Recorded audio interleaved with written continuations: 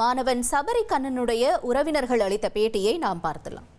சொல்லிடுறேன்னு சொன்னால நீயா குடிச்ச மாதிரி சொல்லு அப்படிங்கிற மாதிரி, அதாவது ஸ்கூலுக்குள்ள வச்சு மருந்து குடிச்சிருக்காங்க. ஆனால் இவங்க சொன்னது வந்து ஸ்கூலுக்கு வெளியே இருந்து மருந்து குடிச்சிட்டு உள்ளே வந்தாங்கிற மாதிரி இவங்க ஃப்ரேம் கிரியேட் பண்ணிட்டாங்க. கடைசியில் 11 நாள் நாங்கள் போராட்டம் பண்ணி போராடி அவனை காப்பாற்ற முடியல. கடைசியில் நேற்று இறந்ததுக்கப்புறம் அங்கே வந்து எங்களுக்கு போஸ்ட்மார்ட்டத்துக்காண்டி ஒரு எஃப்ஐஆர் கொண்டு வந்து காட்டுதாங்க.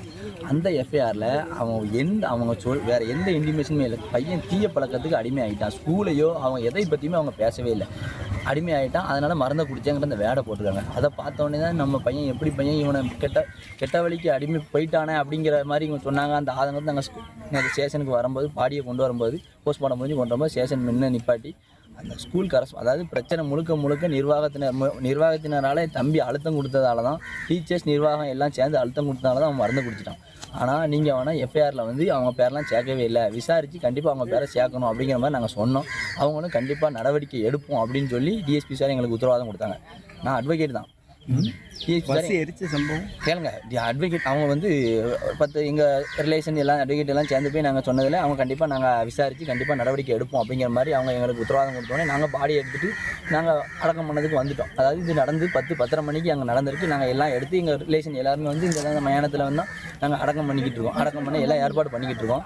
திடீர்னு சொல்லுதாங்க, வெளியில் ஒரு ஆள் ஃபோன் அடிச்சு இது மாதிரி ஸ்கூல் பஸ்ஸை எரிச்சிட்டாங்க, உறவினர்கள் எரிச்சிட்டான்னு சொல்லுதாங்க அப்படின்னு சொல்லுதாங்க.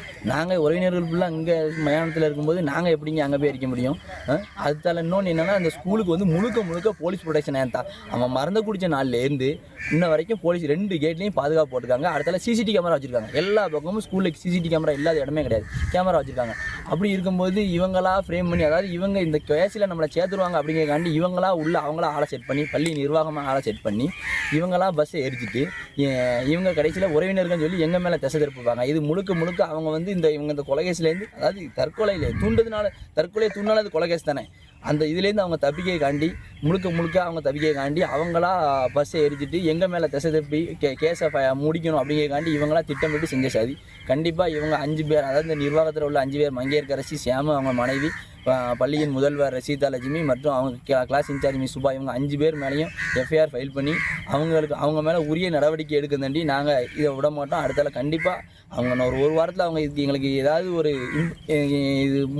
தக்க நடவடிக்கை எடுக்கலை அப்படின்னா நாங்கள் இதுக்கு அடுத்த கட்ட போராட்டம், அதாவது மறுபடியும் இதுக்கு என்னென்ன சட்டப்படி என்ன நடவடிக்கை எடுக்கணுமோ அதுக்கு என்னென்ன நாங்கள் இது பண்ணணுமோ நாங்கள் அதை ஃபாலோ பண்ணுவோம்.